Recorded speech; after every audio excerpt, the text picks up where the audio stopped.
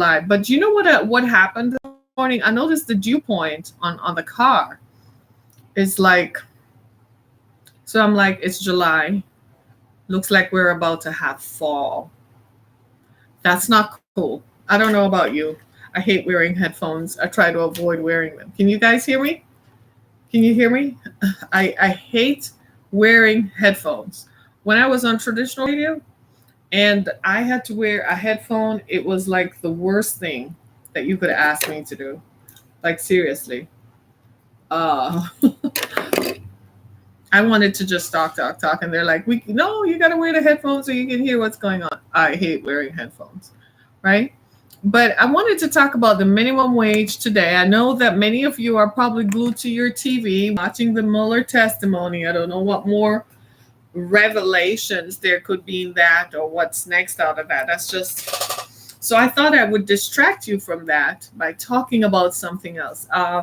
Tomorrow tomorrow is Thursday, and we're continuing our series for better or worse, and we're going to talk about sex in marriage. So pardon me just a little bit if I am perhaps a little out of it, in the sense that I am feeling a tad out of it, but uh I don't believe tomorrow is Thursday. I can't believe that. So I'm still thinking today might be Thursday, or maybe today's Tuesday, but I'm not sure that today's Wednesday. So if I say tomorrow is Thursday, forgive me.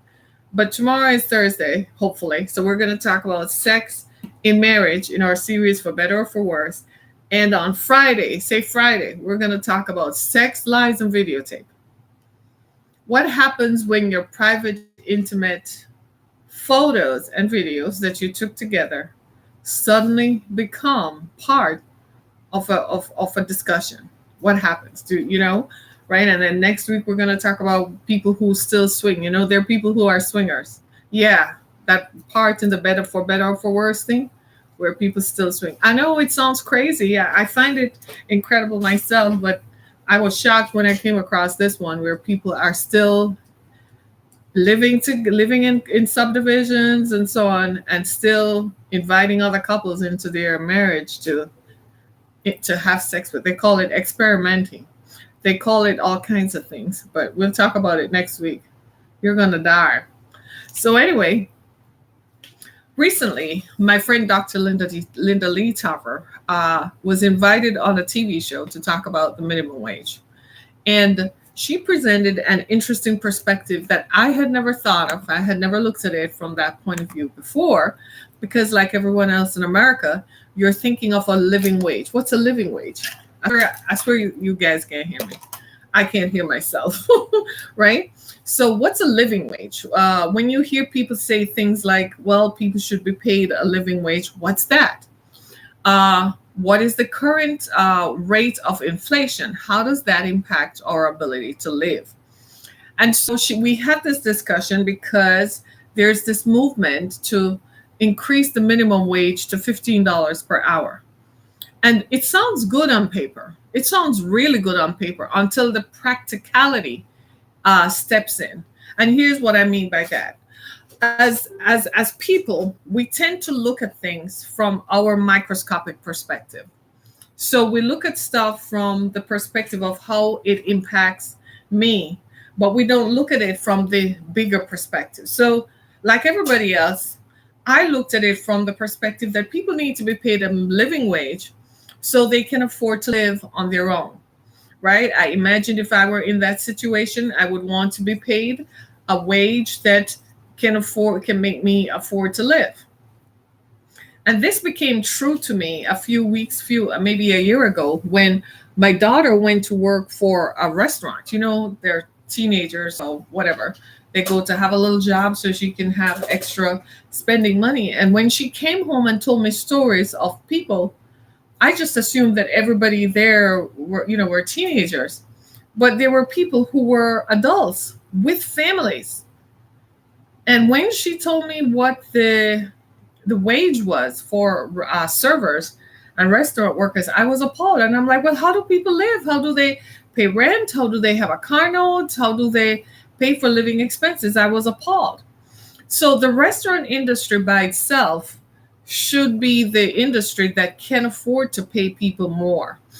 We don't have to have a federal minimum wage for restaurants to pay people more because the markup on food is over 1,000%. Now, are you going to get any restaurant owner to agree with you on that? No. The markup on food is over 1,000%. So a restaurant, let's say a franchise chain, right? At any given moment, their net for the day is over $25,000. At any given moment, they're making that much. They make 25,000 in 2 days. They make 25,000 in a week. Do they sound like they can pay their staff more than $3.50 an hour? Yes. So the people who are making the movement about increasing the wage are primarily focused on workers in food service. But the people who own restaurants, whether they're cook at home, you go to a restaurant and you get it served, that can do that, you need to look at it that the restaurants can pay more money, right? Can't they? Then the restaurants are whom we should hold accountable because they can. Now, take this macroscopically and macroeconomically, and you look at people like you and I who are small business owners. The guy on the corner who owns a corner store, if he were to hire 3 or 4 people in there, you think he could pay them $15 an hour? Is it sustainable as a business model? No. Forget about fancy terms like business plans or business model. He's just there to make a living. $15 an hour is not sustainable. Do you know why? Why is $15 an hour not sustainable? You can't pay it. $15 an hour times 40. Want to do the math? Bring your calculator out. We're going to do this online. We're going to do this right in front of everyone while all kinds of politicians are busy trying to get your votes. Listen to this, right? 15 times 40 equals $600 per week before taxes, right? We agree on that. 15, that's $600 per week, plus you have 4 people to pay that to. That's not sustainable for a small business owner, is it? No. Now, for McDonald's, who makes $25,000 a week, that is sustainable. So the restaurants, the big franchises, all the fast foods, but the guy on the corner, for small business owners whose turnover is less than $1 million a year, guess what? If they hire you at $15 an hour, you probably will be paid for 1 hour. They'll probably give you an hour a week. They can't give you 40 hours per week. So when you read the reasoning behind what they plan to do about $15 an hour, here's where it got me. They are going to have to take the money. The government gives out money to small businesses. The government gives out money to community-based agencies that are able to provide services, right? So what we refer to it as gaps in services. So here's the federal government, the state government, and the city and the county and city government. So where the government, whether federal, county, state, or city, wherever gaps in services exist, those gaps in services to the people are provided by agencies like mine, small community-based agencies, right? Okay, so how does the government give us money? They give out what is called grants. So in giving out grants, we apply for the grant. If we meet their criteria, they give us a certain amount of money for a specific project with timelines and reporting mechanisms attached, right? So the money is to be used specifically for specific things, right? Not for people to go buy cars and stuff, right? Okay. In order to sustain the $15 an hour minimum wage, guess what? They would have to cut out all the grants to community-based agencies, cut out all of that small business loans that the federal government gives to the small business groups to make them viable. They would have to eliminate all of that. Does that make sense to you? So what would happen to community-based agencies? What would happen where gaps in services exist? Because We're an intelligent group of people, right? We're smart. We recognize that government as a monolith is not able to solve all the problems of the people. So the government says, okay, I am Uncle Sam. I can't solve all the problems of my people, but I can help those. I can provide a way for those services to be met. And I do that through small agencies that are able to reach people in rural communities, in smaller agencies where people are reluctant to come forward and go to the government. You don't believe me? So I run a foundation, the Exodus Foundation, that provides services to victims of human trafficking, right? You see that? Let me show it to you, right? Okay, guess what? People don't go to the feds, the cops, the state police when they can't find their kids. They call people like me. Can you help me find my daughter? Can you put this on your page? Can you identify? Can you help? Where do I get paid? I get paid from grants, right? I get paid through the federal government, the state government, the county government, who provides grants to smaller based community agencies like mine.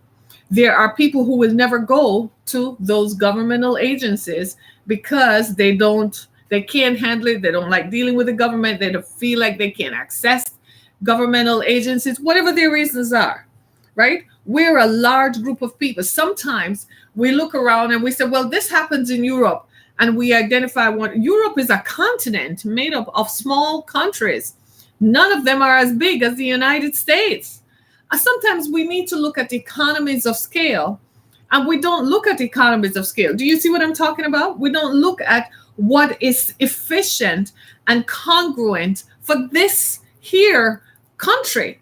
We look at what happens in Britain, which is a much smaller place physically, a much smaller group of people, and we want to adapt what they do to here. It can't work. On a scale, it simply can't. There are over 350 million people living here. At any one time in Britain, what they have, 15 million?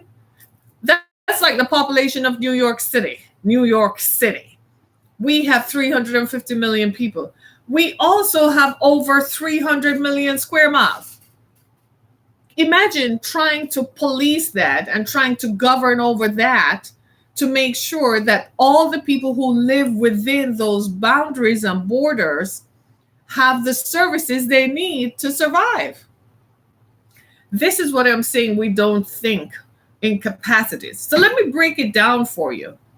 So as a business owner, you can't pay $15 an hour to 4 people to survive if you're turning over less than $1 million a year. And even if you're doing more than $1 million a year, what about you, the employer? You have to be paid. Can you consistently do this? Those kinds of wages are better in places where there are more people, like New York and California, right? There are more people, so the volume of business is greater.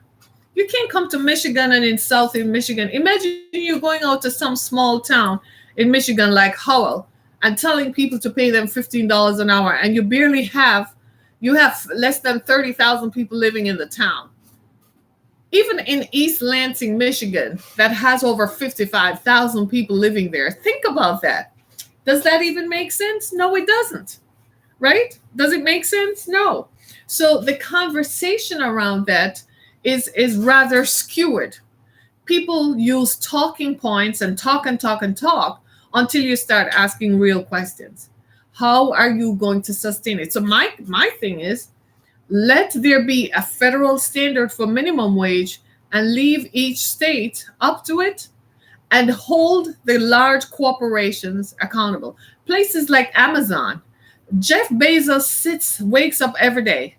He goes to the bathroom, he drinks his coffee from Starbucks or wherever, and Jeff Bezos makes over $155 million a day. That's somebody who can pay $15 an hour. Hold him accountable. Walmart is a multi-billion-dollar corporation. Hold them accountable. Hold them to $15 an hour. Apple, Google, Facebook, right? They can pay more than $15 an hour. Hold them accountable. McDonald's, yes, because the markup on food is over 1,000%.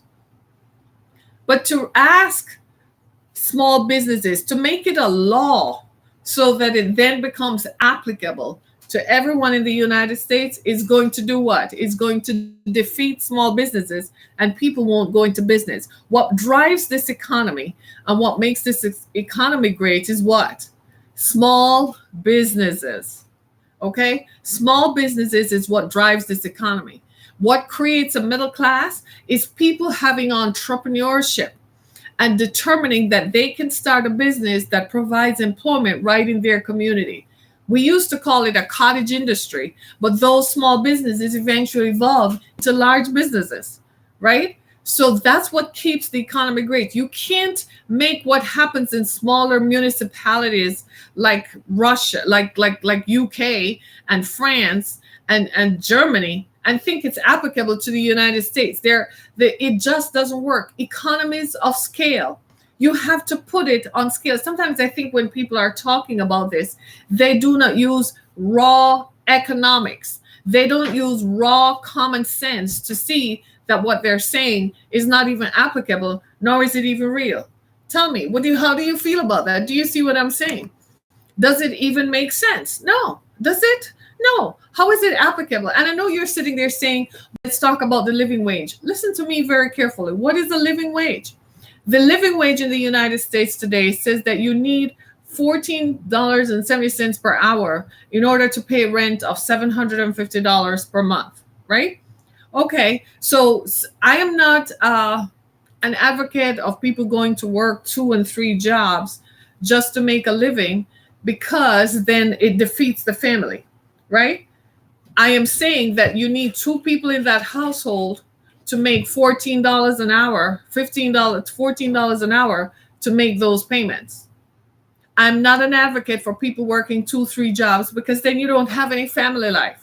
And we end up with broken families all over again, which is what caused this problem, a lot of our social issues in the first place, right? So what we need to do is to really talk about the living wage. Talk about how do we have others who have more than enough? How do we ask large corporations who can pay more? How do we hold them accountable so that they pay more? Because they can. They have the resources. They have the ability to do that, right? That's what we really need to do. We really need to do that, don't you think? I mean, think about it. We're here stressing yourselves out. Think about it. You don't even have time today. Think about your life. You don't have time today. What with student loans that you're paying back? What with current everyday expenses? You have mortgages, car notes, insurances, right? You have co-payments on insurances, blah, right? Think about that. All this stuff. You have taxes, property taxes to pay. You have all kinds of issues. Forget about your monthly utilities. Cable is the average of $240 a month. That is the most ridiculous thing ever. Everybody needs to cut cable off and start streaming Netflix and just get basic internet. Just get internet, right? No cable, because it's foolishness anyway. You're not seeing anything on these networks, right? It makes us all go back to evaluating. But at the same time, we want to live. We want to have choices while we live. You want to live too. I want to live. I want to have choices. I want to know that when I don't feel like cooking, like today, it's summer, I can go out to eat. I can go pick up something to eat and take it home and enjoy it in the comfort of my home. Especially today with streaming services, I don't like going out to the theater anymore, to the cinema anymore, because people are weird. They'll shoot up the place. So I like to think that on a Friday evening, I can stream whatever I want to stream in the comfort of my own home, enjoying my surround sound and, access to go get my own popcorn if I want to, right? Okay. So when you look at what we think of as everyday life, what is common to us here in America, every country has its own standard of living. Here in America, this is what is standard for us. This might not be true for someone living in another country. Their reality is defined by their economics and their circumstances. We have to think about what is true for America. And what is true for America is this: we want to live and live well. At the end of the day, we want to be able to go out to eat. We want to drive nice cars. We want to be able to put gas in our cars. We want to keep our engines rolling. We want to keep our houses moving. We like nice manicured lawns. We like nice houses in nice subdivisions, right? And we like to go on vacation. We like to go out to eat on a weekend. Everywhere in America, on a Saturday evening is date night. People want to go out everywhere. Those things are common to us. We like to go on vacation. Some people go on vacation twice a year because, frankly, you're stressed out anyway. Driving on the freeway is enough. I'm telling you, I'm beginning to think they need to develop a hovercraft or so on because I can't traverse 696. Michigan State Police, if you're listening to me, you need to be on 696. They need to police 696. People are very aggressive on 696. Michigan State Police need to be out there. I kid you not. I can't take it anymore. I can't. I'm like, I need a hovercraft because sometimes you're like, oh my God, I'm dead. Or the person in front of you, people are extremely aggressive, right? So, but this is how we live. We want the freedom to get in our own cars and drive where we're going so I can listen to what I want to listen to. I'm listening to music on Spotify or whatever, or Apple Music, whatever. I have XM satellite radio, whatever. This is life in America. So what is common to us is not necessarily what is common to someone else. So we can't compare our way of life to someone else. And to say that what works for one country is not applicable to us because economies of scale. On a scale, this doesn't work here. What works here is we like to change out our clothes. How many of you wear the same things last spring and last summer wearing it this year? No. Every year you go shopping, right? Most of us go shopping once or twice a year, sometimes every week for some people, but you go shopping once a month, once every 2 or 3 months. Here in the Midwest, where we have the 4 seasons, in Michigan, it's 2 seasons. You know what they are? Don't laugh. What are the 2 seasons in Michigan? Check it out. It's winter and construction. Because right as winter ends, the orange barrels and the orange crates are out, and God help us all. So in Michigan, we have 2 seasons, winter and construction. Winter has a way of starting in August, and the rest of the year is just whatever. The next 12 months is just whatever. But we have 4 seasons. And if you have children, they grow like weeds. I remember when I was raising my children, I thought I would go bonkers. They needed coats every year. Like husband coats every year. They need scarves, they need hats, they need gloves, they need boots. So here in America, it's a vastly different reality. So the people who are crafting this conversation around having the minimum wage, they're not studied. They have not lived. They have not seen the big picture. They're looking at economies of scale that is written on a page in a book because they haven't lived. If they had lived like you and I have lived, they would know that it's not practical and it's not feasible. Somebody is saying from sunny London, go away. I went to London like 20 years ago. You were telling me London is sunny. Is it really? But good morning to you. Thanks for joining me all the way from London. I appreciate it. Willie Mo, shout out to you, dude. Right? But imagine that. So can you think about it? How can we sustain $15 an hour? I couldn't. I get grants to provide services. When I apply for a grant, I'm just telling you how the system works. When I apply for a grant, I have to state within the grant, how am I paying people? And I have to give what? Say it, the wage. So they give me specific grants to provide services, and the people who have to provide the services have to be what? Paid. So I have to state how much am I going to pay because the grant is only for this much. And some grants tell you exactly how much you should pay someone to do the work. That is coming from the federal government through county governments and through other government agencies that disperse funds to community-based entities that continue to provide services for its people. So when you look at it, the more you look at it is the more you realize that the government of the United States is a great entity. Shout out, right? Because the government recognizes that it can't do the work alone of providing services to this vast number of people in such a vast land. We have no borders within the United States. You can drive from here right now if I feel like it. I can get in my car and drive down to Florida. There's no border patrol who's going to stop me driving from between here and Florida, how many states I go through. It's one vast country. It tends to look the same when you go from town to town. America is very homogenized. You know, you go from one town to the other and you know you're in America because they look the same. They designed it that way. So the government says, I look at all these people, I have to provide for them. I'm the government. I want to keep my people happy because I don't want any problems. But here's how I can deliver the service. So they use other community-based entities to do it.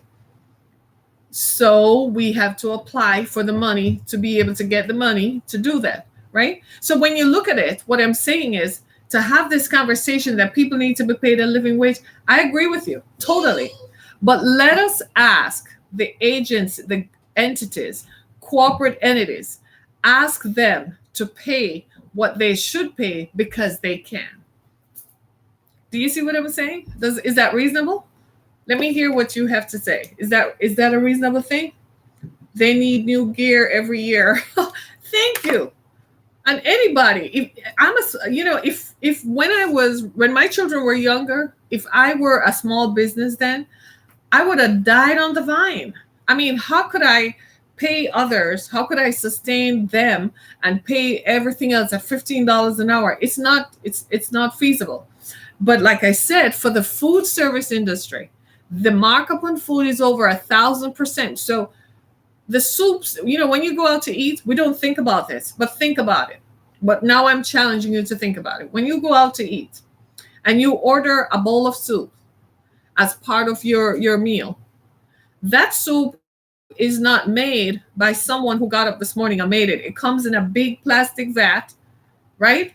And they open the vat and keep it warm all day. Hey, it is what it is. They buy salads in huge bags. That's why sometimes the salad is off and it smells funny. They literally open the bag of salad and put it in the plate. That's why I stop eating salads when I go out. If the food is not cooked, I don't eat it. Because it made me think, because at home, I don't buy bagged salad at home, right? No, because I don't like how it tastes. I think they spray stuff on it. So I buy my veggies and I cut it and chop it and make my own salads. Okay. So when I go out to eat, I started to ask myself, why would you eat salads when you go out? Chances are they're not washing the salad. So I tasted it and I'm like, this tastes like it came straight out of the bag, just like the bag salad if I were to buy it at home. So I stopped eating salads. So when you think about it, they buy huge bags of salad, huge vats of food. So they're really making a ton of money on selling you a plate of food for $25. It might cost them $2 for that plate. The servers get a wage of $3 and change or $4.50 an hour plus tips. That's why when you go out to eat, leave a good tip. Leave nothing less than a 20 on the table. Hello. Or else don't bother. If you're going to give them $2, don't bother. You should leave anything above a 5. A 5 is the minimum, like you had a cup of coffee. But it should be $10 to $20 and up when you go out to eat. Seriously, because those folks earn nothing. And for a long time, I used to think that all servers were college kids. Then I found out that there are adults who are servers for whom this is their income and they have to pay. They have to live off that. Do you see what I'm saying? So the restaurant industry is whom we can say, you need to pay $15 an hour because you can. Now, the reality, will they do that? No, because they're going to do what? If they're mandated to pay $15 an hour, you know what they're going to do? They're going to give people an hour a day. And they'll have 40 people working and send people home because they're going to say, I can only do at $15 an hour. I can't pay this. So it's better to raise the federal minimum wage so that the states raise it. I think in Michigan, it was $7.40 there. By 2020, they're going to make it $9.20. I think they should do that now. And then if it's at $9.20, then guess what? You start winning. You're almost there to 15. And I asked this question too. I said, well, if you say it's $15, when companies start saying, well, if I have to pay out $15, I'm going to have to charge more for stuff. I'm like, is $15 going to be it for the rest of time? Or are you going to change it? And no one could answer that question. So I said, well, therein is my problem. Because if it's going to be $15 and then 10 years from now, it's still $15 an hour when inflation and everything else has escalated, then you're not really serving the people. Do you see what I'm saying? Sometimes politicians create sound bites to sound important, to sound like they're doing something, and create and start movements, and nothing is really going on. Like right here in Detroit right now, you notice I'm sitting here with you. You know what's happening right now? The NAACP convention is downtown Detroit. Like, I mean, it's on as if it's on. Every politician who is looking for votes, except Donald Trump, is at the NAACP convention. What are they looking for? Votes. They're going to say whatever is expedient to get you to vote for them. Folks, listen and judge and go read people's platforms. Dr. Tarvers taught me something. She said, you got to read the platforms, read it. When you read it, you will see it. For instance, that's where we got the information from about the minimum wage. The Democratic platform, when people ask them, how are you going to sustain it? They're going to take the money out of community-based agencies. I'm like, I'm not a fan of that. That can't work for me. So there goes that, right? So I had to listen to both sides of the argument. And then I determined that this did not make any sense at all. What we need to do is to ask the companies who can to pay. So I know folks listening on my conversations, all kinds of people from all walks of life. And I am asking them, Starbucks and Amazon, companies like yourselves, you can pay more, pay people more. Don't have people standing and put performance criteria on them and they have to use a bottle to pee into, because if they miss the boat, they don't get paid. Come on, be reasonable. We left the Industrial Revolution for a reason. We're no longer under that time restraint now. Let people breathe and live a little bit. Yes, I know we're not going to be able to make everybody rich. That was never the issue in the first place. It's not about making everyone rich. But I have found that if people make some money and feel as if they have access, they're happier, they're better, and they perform better. So you might want to look into that, right? It makes no sense we create a society in which it's top heavy, and then you have the people at the bottom and the middle not earning anything. That is a formula for civil unrest and disaster. So the companies who can, I'm appealing to your humanity. Pay people a little bit more. Give them better working conditions. You can. It doesn't affect your bottom line. Your productivity is going to increase. And you have measures within your structure that if people don't perform, you attrition them out. By all means, run your business the way that you feel you should, but give people a little bit more. Let them feel something, right? And for those people who are out there talking about, well, it works in France, it works in Britain, I want you to think of scale. France is like 500 times smaller than the United States. France is like New Hampshire or something like that, right? Another Iran, one of those other countries is like the state of Texas. Come on. We have 48 of these big bad boys here with people living within those borders to take care of. Think outside think. Use this. Su cabeza. Think. Let us think about the issues so that we can help one another. Because if we don't make the folks who live here within these borders, we've got to provide for them equitably, make people feel like they're part of the process so that they can live, so the rest of us can live. So we don't have to think of taking Virgin Atlantic to go to Mars or some other continent, some other planet to go find life up there because people down here can't live. Come on, get over yourselves, right? I read a story on CNBC a few weeks ago in which tech billionaires, that thing gave me hives. It made me break out in hives, in which tech billionaires started hypothesizing that by 2050, this earth will no longer exist because it won't be sustainable because of climate change. And so they have already invested in living outside of this earth.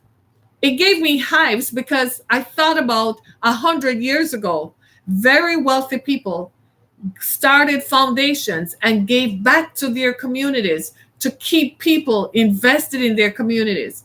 100 years later, we are richer, and instead we are meaner. We don't want to help people. We want to take all the money and go start another planet. Well, good luck. You and God up there are going to find that out, how you're going to live in another planet up there. You think you're going to live forever? Go ahead. I'm just like, isn't that the craziest thing you've ever heard? Like, think about that. They destroyed this planet to make as much money as possible. And then they want to go create a whole other planet because they don't want to fix what they destroyed. Come on. Do you see now why I'm do you understand me now much better? Because my mouth here, I speak what I think, right? Do you see what I'm saying? It just does not make any sense, does it? No, it doesn't make any sense. Makes no sense whatsoever. And I was appalled at the thinking of these guys. I mean, I unfollowed some of them on Twitter because I used to like Elon Musk and so on. I unfollowed them. I'm like, I'm not a party to that conversation that you're thinking, that you should go find another planet after this planet is destroyed. So you don't believe in investing in this planet or investing in research and development, how we can fix the problems of climate change? You don't believe that we need to go find a way to provide water in sub-Saharan Africa so people don't have to trot through Africa to leave Africa to come to the northern parts of the world to look for food and money? Hello? You don't believe that we need to fix the problems here in the United States? You want to go create a whole other country where only people like you live in a whole other planet? Hello, people. Wake up. Wake up. My people, wake up. Look around you. There's a lot going on. Don't follow the Mueller testimony. That's a distraction. That's not the issue. The real issue is the things I just talked about. The real issues are not what you're hearing on pop radio, because those people are paid a salary to repeat and regurgitate what has been told to them. We are the people talking the real issues. Wake up. Wake up. People who are tech billionaires and gazillionaires do not believe in the sustainability of this here thing we call Earth. They believe they can live forever in another planet, and they're investing in that. Think about it. Go on CNBC.com or go to CNBC's Instagram page and find the link and read the story. It will drive you crazy. It will make you think. And this is why I say at the end of every day, all of us should do what? Put down your gadgets and think for 20 minutes before you fall asleep. Think about it. Think somewhat and think again. It's not enough to just, oh, everything is hunky-dory. The hunky-dory days have been gone for a while. They left like from the 50s or the 60s before I was even born. The hunky-dory days, you and I weren't even born into that era when things were golden. We weren't born into that era. We came after the fact when they're still trying to figure out the energy crisis and how to find alternate forms of energy. We were born into crisis. And now here we are. We're leaving a crisis for the next generation. Right? Food for thought. I know you're thinking it's a lot, but this is what I want. This is what we need to focus on. Because I listen to pop radio. You know, you have satellite radio in your car. I'm coming down the street listening. And I became annoyed after 5 minutes. I'm like, what on earth?